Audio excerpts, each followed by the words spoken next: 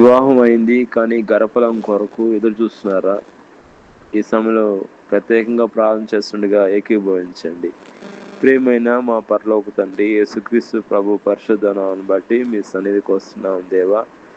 ప్రత్యేకంగా నేను గర్భఫలం కొరకు ఎవరైతే ఎదురు చూస్తున్నారో నేను వారి కొరకు ప్రత్యేకంగా నేను ప్రార్థన చేస్తున్నా. వివాహం అయింది కానీ గర్భఫలం లేదు ప్రభా. ఎవరైతే గర్భఫలం కొరకు ఎదురు చూస్తున్నారో వాళ్ళ గురించి నేను భారంతో ప్రార్థన చేస్తున్నాం. గర్భఫలం కలుగును గాక.